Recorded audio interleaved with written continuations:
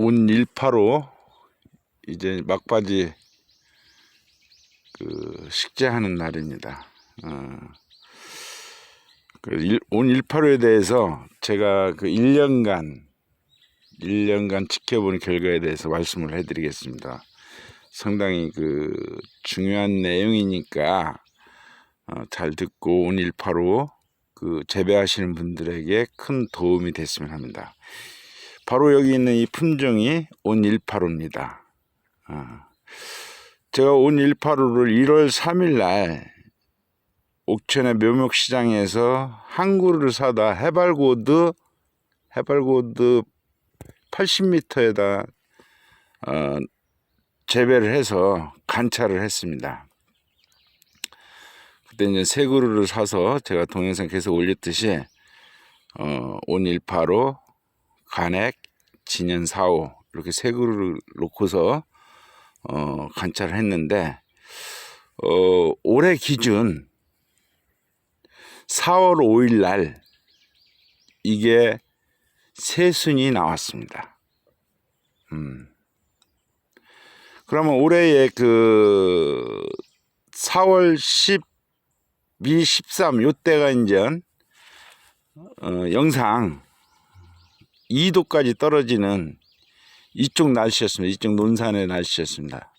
논산, 저는 지금 금산 제 농원에 나와 있습니다만은 그때 얘가 새순이 타버렸습니다. 냉해를 입었다는 거예요.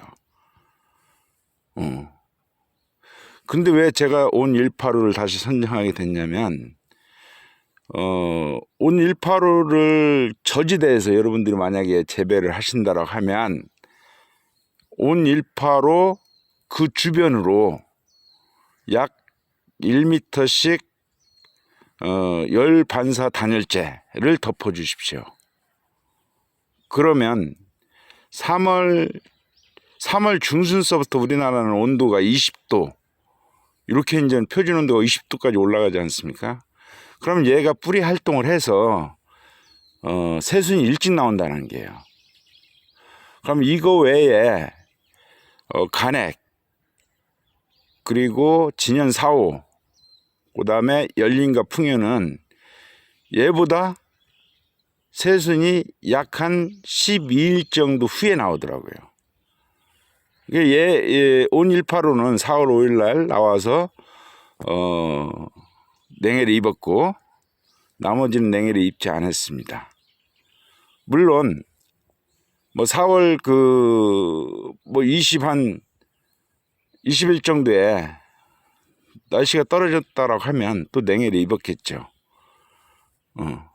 근데 왜 제가 온 185를 다시 선정해서 이 금산 농장에서 심냐라고 하면 제 금산 농원의 해발고도가 최고 낮은 데가 320이에요. 최고 높은 데가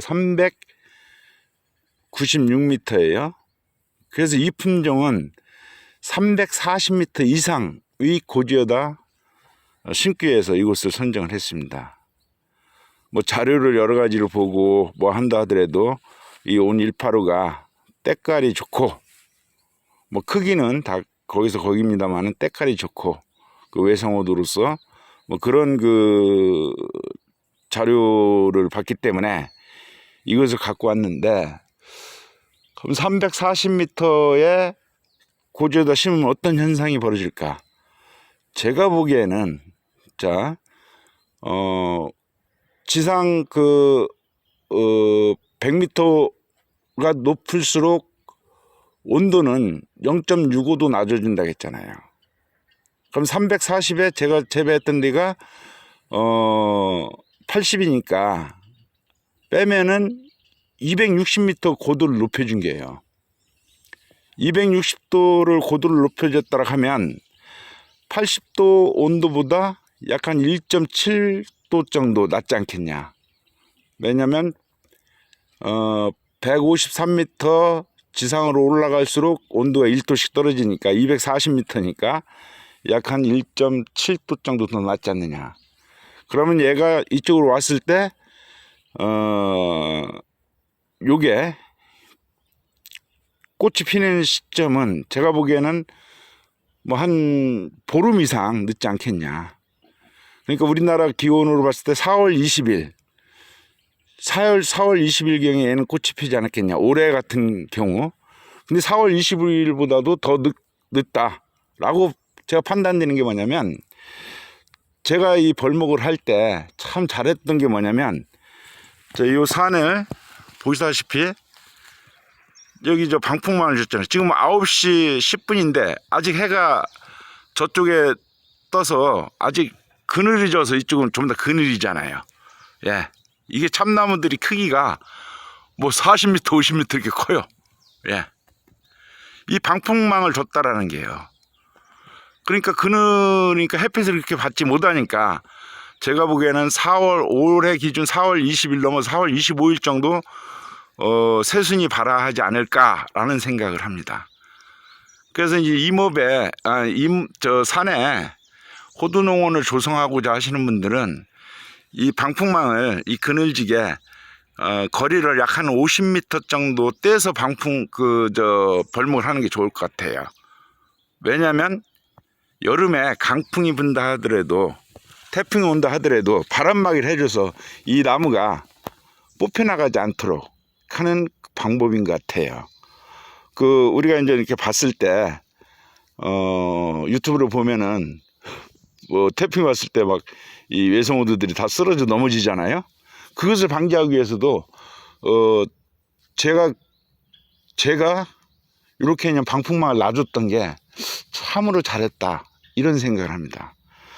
온 185를 지금 여러분들이 한 해발고도 250m 이하에서 재배하시는 분들은 반드시 열반사 단열재를 밑에 깔아 주십시오. 그러면 올해 같은 경우 냉해를 방지할 수 있습니다. 왜?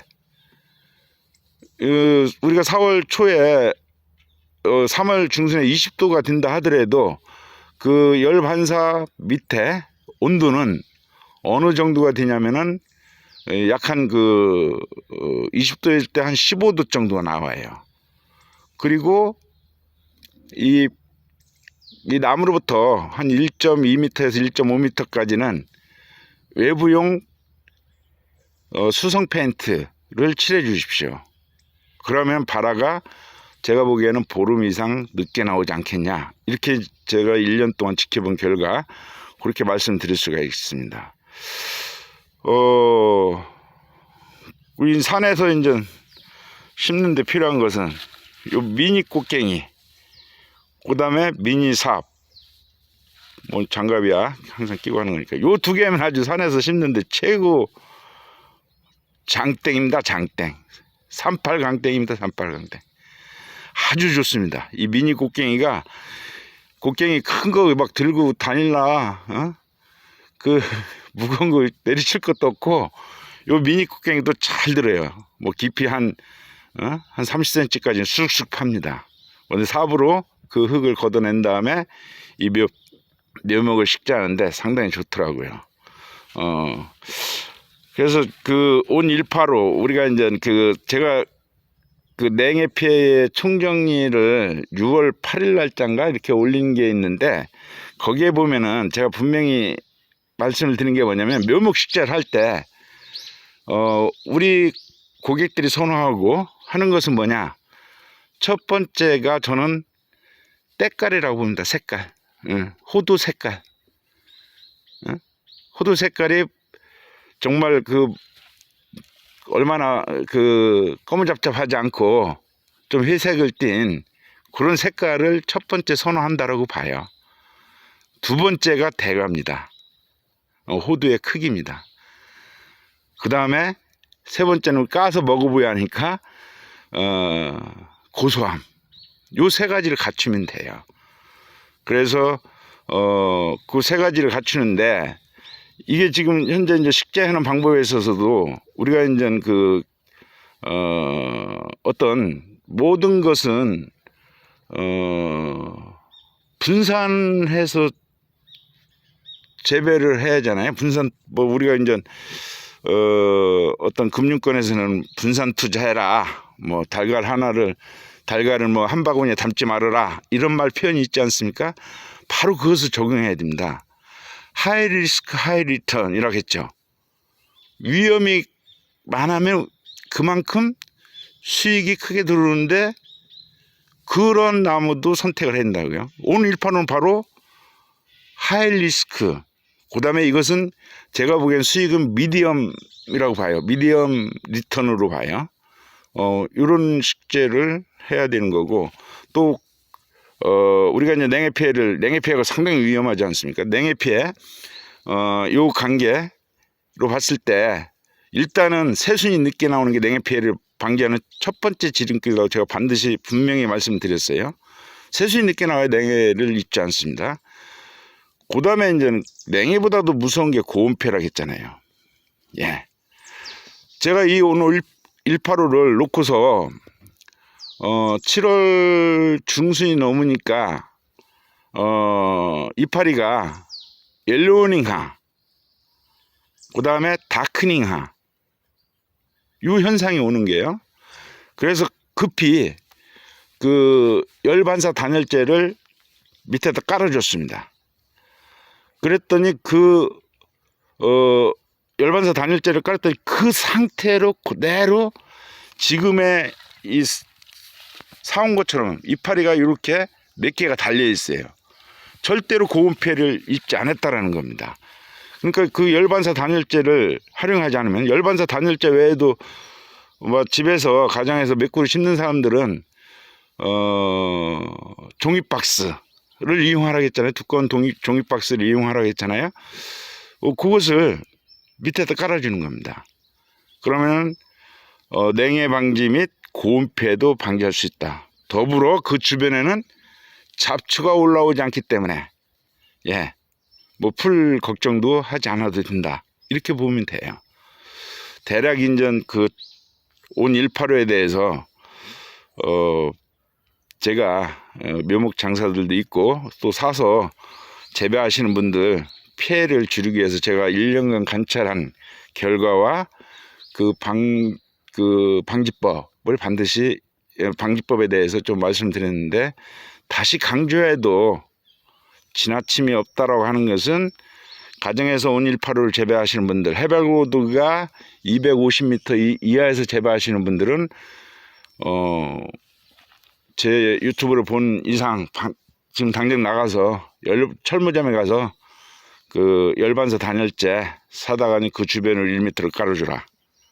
그러면은 올해 같은 기준 4월 5일 날 요것이 새순이 나왔던 것이 4월 20일 정도에 나올 것이다. 그럼 4월 13일 날 그 영상 2도까지 떨어지는 우리나라 날씨에서 냉해 피해를 입지 않을 것이다.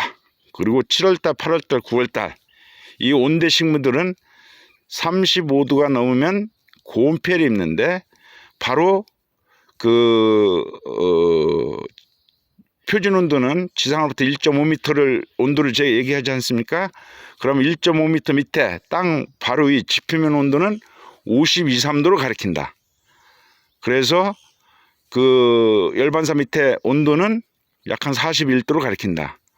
그러면은 이 온 185 재배지 중국의 신강 지역 뭐 우르무치시라든가 스워치시 같은 경우는 우리나라 35도 나갈 때 29도, 23도 요 사이에서 돌거든요. 우리보다는 온도가 6도에서 뭐 10도 이상 낮은 지역이거든요. 그래서 이 지중 온도를 낮추는 재배법을 제가 말씀드렸습니다. 반드시 더 이상 실패 보지 않는 그러한 호두 재배의 기법을 서로가 공유하고 또 서로가 나눠서 정말 미래, 우리 한국에서 호두 재배의 미래를 가져갑시다. 또 한 가지는 반드시 이 호두는 평지 논이나 밭에다 심어서는 절대로 안 된다는 겁니다.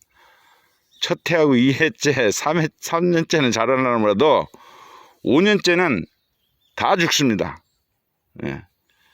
아니, 죽지 않는다 하더라도 절대적으로 얘가 열매를 맺힌다 하더라도 고온폐를 피해갈 수가 없습니다. 죽습니다. 따먹지를 못합니다. 제 친구가 지난주에 여기 산에 왔어요. 제가 이제 여기다 집을 지으려고 집 짓는 친구를 데리고 왔어요. 그 친구 하는 얘기가 저한테 이런 얘기를 하더라고요.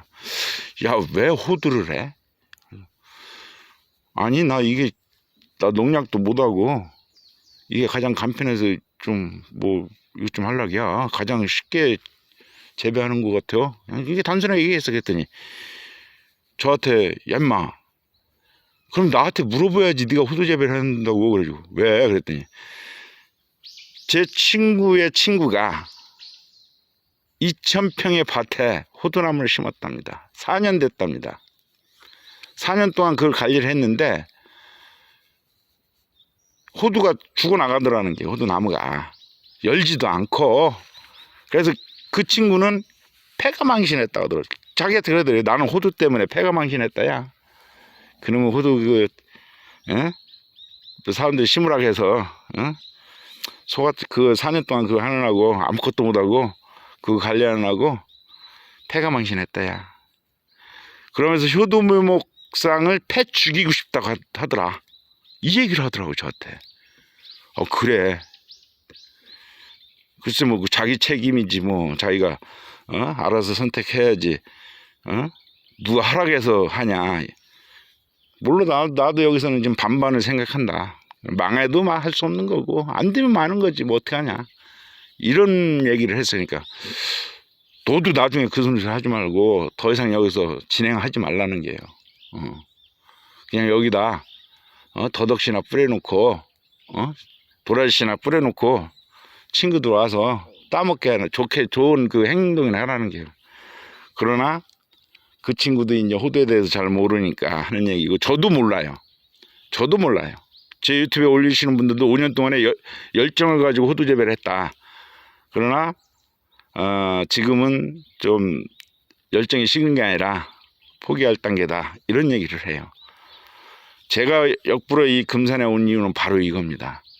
제가 호두 재배를 추천을 받고 호두 재배를 시작해야겠다라고 해서 온 게, 여기가 일단 고도가 높다라는 거죠.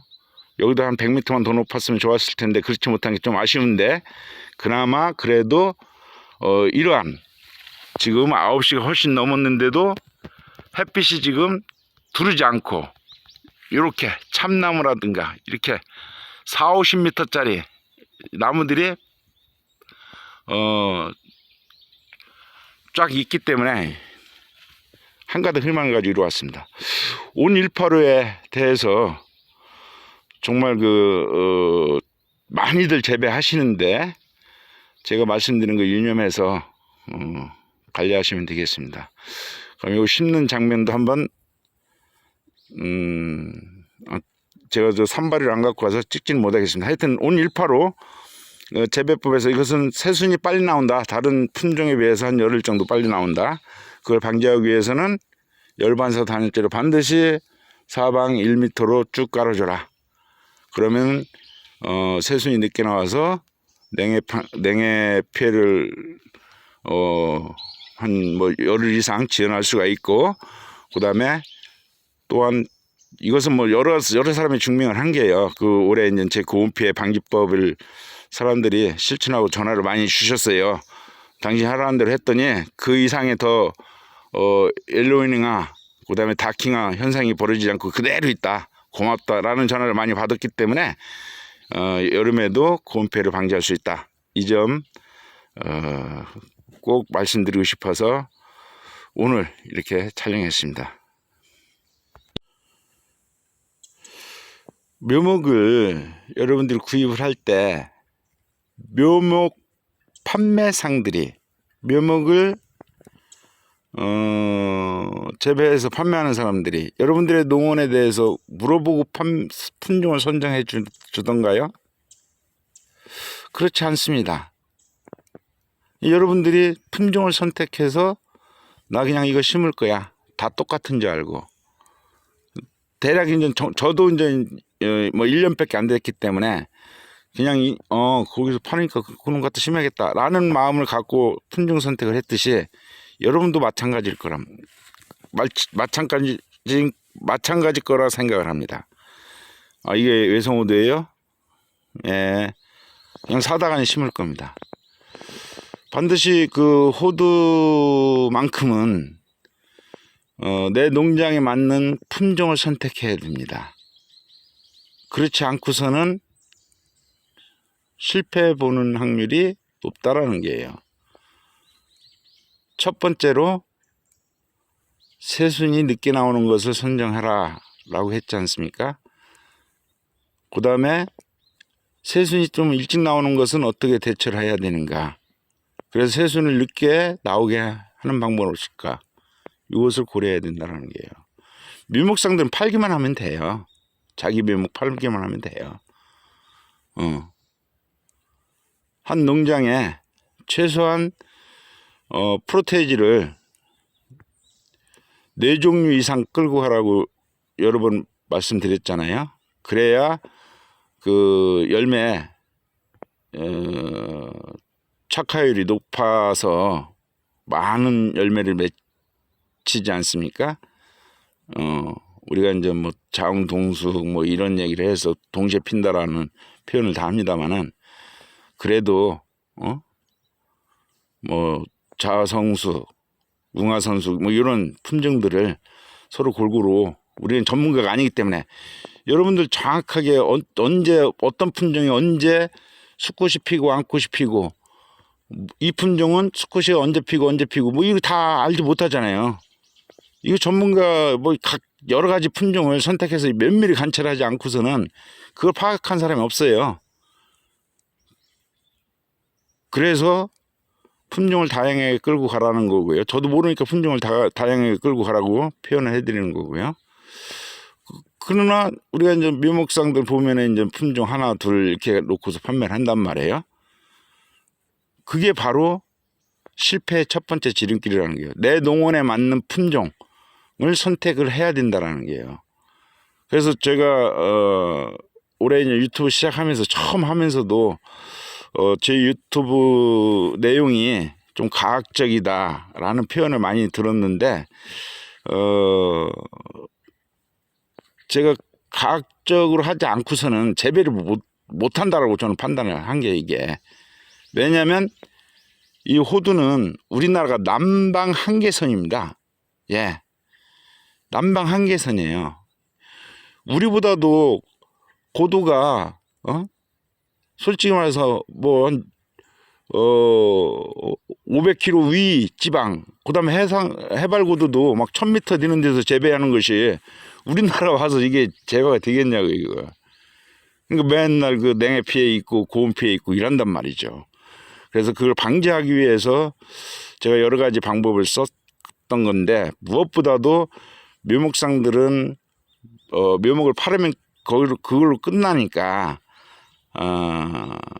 끝이지만 재배하는 사람은 속상하고 거기에 시간 투자해서 마음 아프고 또 변해 빌고 이런 상황들이 반복된단 말이에요.